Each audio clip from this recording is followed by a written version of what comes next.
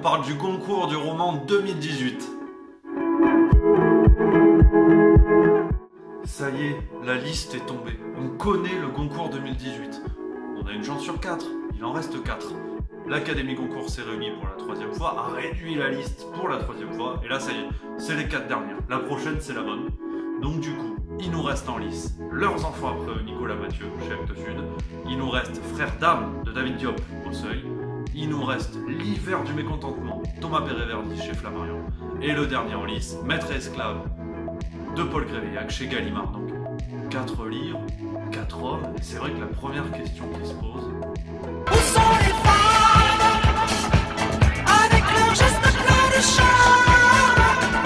Eh oui, merci Patrick. Je vais pas aller par 4 chemins.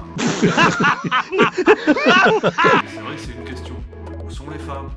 Mais c'est pas grave, on va faire avec. On va parler de ces livres. Lequel de ces 4 romans peut gagner le prix Goncourt 2018?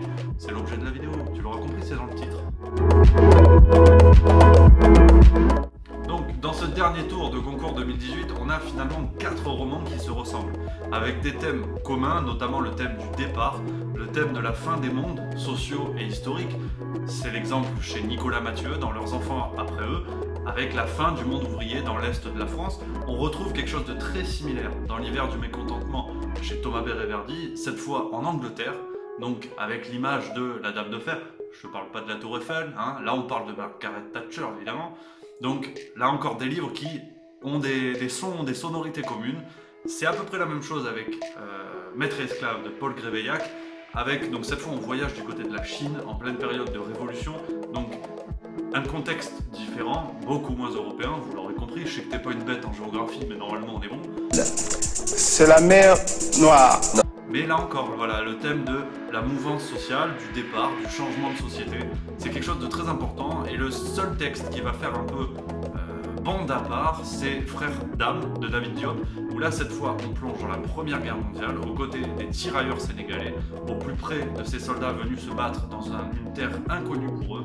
Donc c'est le seul livre qui se détache un petit peu en proposant quelque chose qui pourrait ressembler à Au revoir là-haut, évidemment, qui est encore plus l'été, mais dans un ton peut-être bien plus grave et différent. Donc vraiment 4 livres qui se ressemblent beaucoup, et c'est ça qui est intéressant. Mais lequel va gagner? La question se pose, il y a le pronostic. Juste alors place au pronostic. Là je vais mettre mes habits de Pierre Ménès de la littérature. C'est une calamité, c'est une calamité l'arbitrage. Et quel livre peut gagner? Quel livre peut gagner? Alors pour le dire tout de suite, Leurs enfants après eux, Nicolas Mathieu. Vous pouvez découvrir la critique Lettre et Demie en description de cette vidéo. On n'a pas été tendre, mais il faut reconnaître que même si la thématique est traitée de manière qu'on n'a pas forcément beaucoup appréciée, le livre est très bien écrit. C'est un bon livre. Malheureusement, il a peut-être le défaut d'être chez Actes Sud. Et on sait que l'année dernière, c'était L'Ordre du jour qui avait gagné, d'Éric Vuillard, déjà chez Actes Sud. La ministre était en place, Françoise Nyssen, qui était chez Actes Sud. Ne crions pas au complot. Mais c'est vrai que 2 Actes Sud consécutivement, ça ferait peut-être un petit peu beaucoup. Donc non pas que le texte ne mérite pas ce prix, mais malheureusement, l'éditeur fait que ça peut peser dans la balance. Après, on a des livres forts, engagés, peut-être trop, parce que c'est vrai que pour certains, on est en manque d'une littérature qui invente, qui imagine, qui nous sort un peu de nos mondes.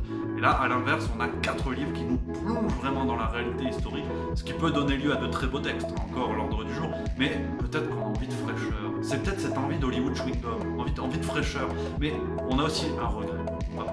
Là c'est le moment regret. Elle est où Inès Bayard? Il est où Le malheur du bas? Elle est où Adeline Dieudonné avec La vraie vie? Elles sont où les femmes?